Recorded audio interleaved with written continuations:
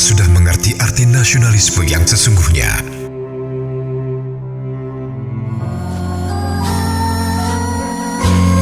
Ataukah hanya nasionalisme romantis seperti apa yang dikatakan semua?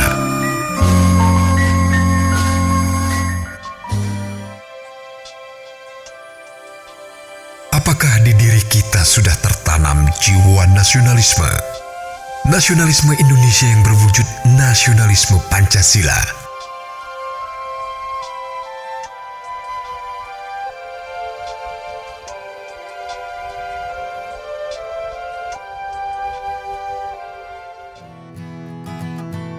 Bantaeng pernah mengalami masa jaya yang kemudian terlupakan dan jatuh terpuruk. Banjir dan kekeringan datang silih berganti. Setiap tahun Bantaeng itu dilanda banjir. Setiap tahun itu. Masyarakat selalu mengatakan bahwa banjir ini sudah hal yang biasa, sudah rutin, ya. Nah, ini kan sesuatu yang ironi, tidak bisa dibiarkan, ya. Sebuah persoalan terus berulang, ya. Fungsi pemerintahan kan hadirkan pemerintahan yang melayani rakyat, hadirkan pemerintahan yang menciptakan rasa aman bagi masyarakat. Nah, kalau banjir masih terus datang, itu kan ya mungkin orang akan mengatakan apa bedanya pemerintahan yang lalu dengan pemerintahan yang sekarang, ya. Kita telah melakukan kajian, nah, tibalah pada sebuah kesimpulan bahwa ternyata banjir ini diakibatkan oleh tidak terkelolanya sumber-sumber air yang ada pada saat musim hujan. Kita tiba pada sebuah kesimpulan membangun sebuah cek dam pengendali. Cek dam pengendali banjir ini ya alhamdulillah kita bangun tidak terlalu mahal, ya, tetapi ya bisa lebih efektif. Kan sebenarnya membangun sesuatu itu bukan besar kecilnya anggaran, tetapi asas manfaatnya yang harus kita pikirkan.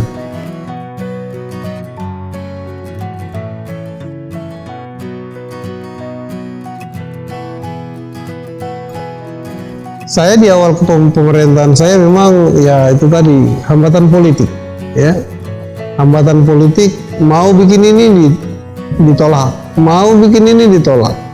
Ya saya pikir ya kapan kita bisa membangun kalau mindset ini terus ada, kan?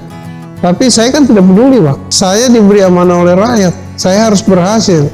Saya terus terang karena keteguhan, ya, bahwa ini semua saya lakukan bukan tiba masa tiba akal, tetapi melalui kajian-kajian yang sangat saya yakini bahwa inilah yang akan membawa perubahan di Bantaeng.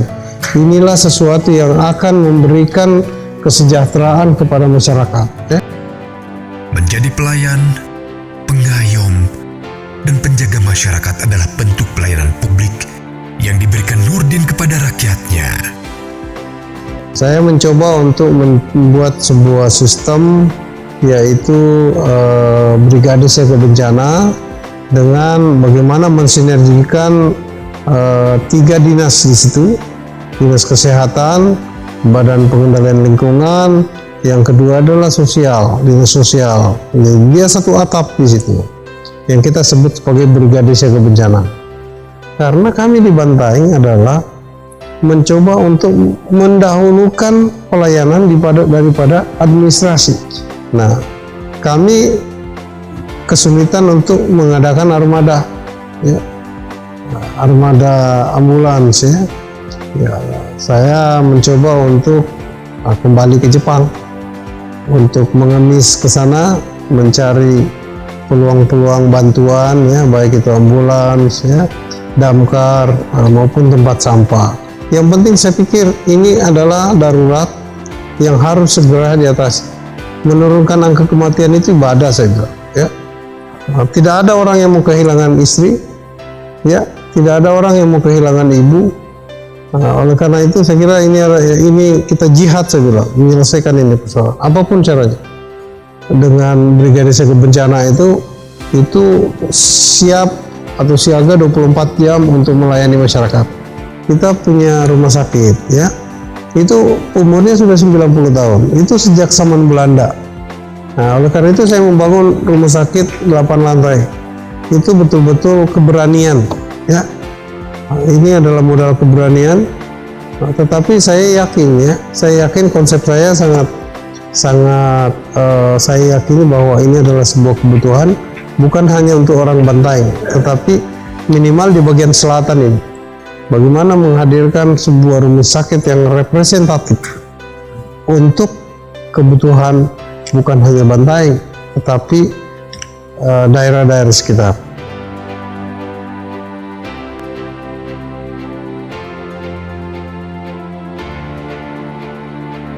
Tahun ini ya kurang lebih 30 triliun lah ya rencana investasi yang masuk di Bantaeng, termasuk pembangunan power plant, ya, pembangunan smelter dan beberapa pembangunan infrastruktur yang dilakukan oleh baik industri dari luar maupun domestik, ya.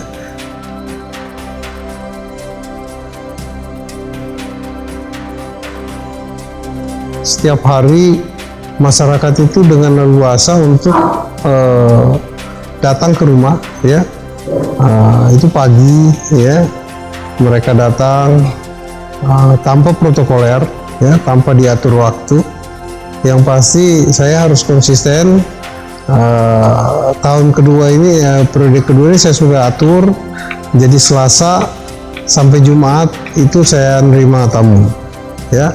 Tapi 5 tahun sebelumnya itu setiap hari, ya.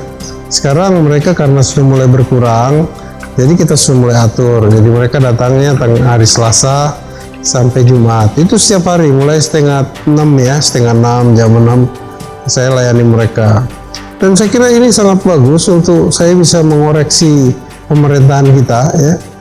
Terus yang kedua, saya bisa mengoreksi aparatur pemerintah yang betul-betul tidak konsisten melayani masyarakat. Setiap hari yang tadinya 175 setiap hari, sekarang tinggal 4 orang, ya. Kadang juga nggak ada setiap hari. Karena itu tadi, semua peran sudah mulai berfungsi. Kita harus mencoba merubah paradigma pemerintahan ini yang cenderung dilayani menjadi melayani. Itu.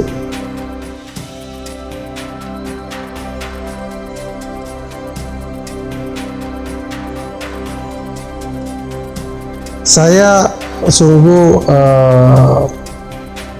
berterima kasih, ya, dan bersyukur saya bisa mendapatkan pendidikan 6 tahun di Jepang, ya.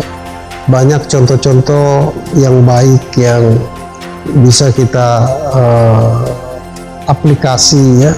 Ada satu pegangan hidup orang Jepang itu adalah pantang berbohong, dan saya kira ini kunci dari kehidupan kita.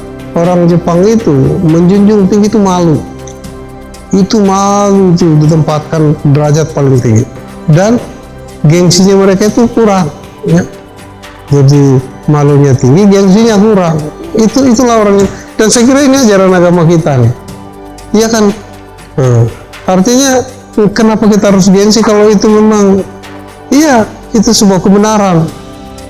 Saya kira sebagai bangsa yang besar, kita harus mencoba untuk lebih mandiri, ya.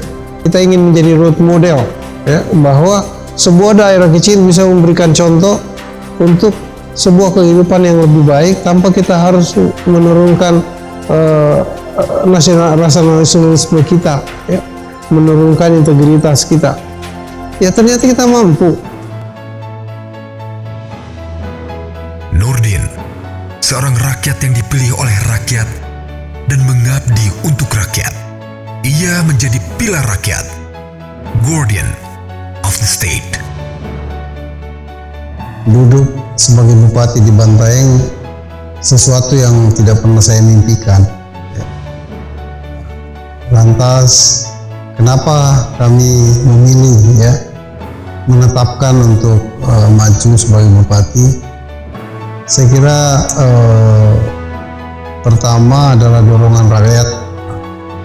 Nah, awalnya 100 orang yang datang, terus bertambah dan bertambah. Akhirnya terakhir 3.000-an lebih, ya, orang datang ke perusahaan saya untuk meminta menjadi bupati. Dan pada saat itu saya pikir ini sesuatu yang tidak biasanya gitu ya.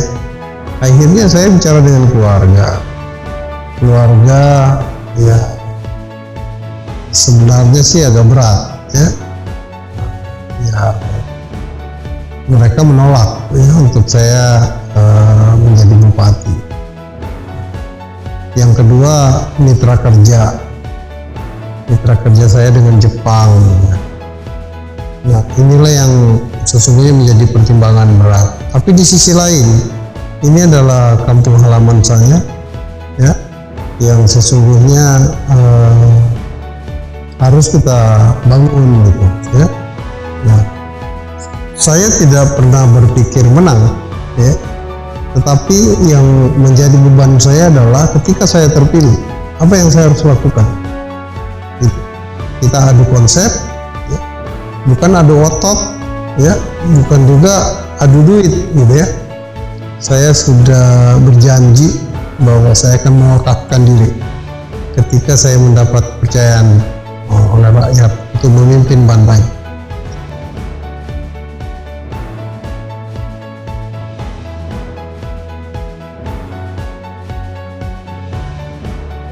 Tapi kata kuncinya adalah saya kira kita berangkat dari niat, ya.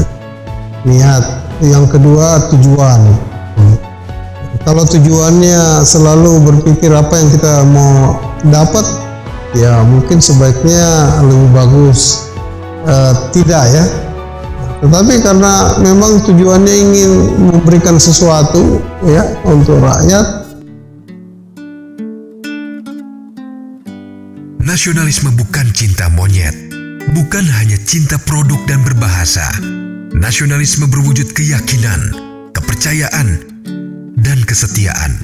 Nasionalisme adalah aktualisasi diri kepada bangsa dan negara. Nasionalisme Pancasila untuk Indonesia.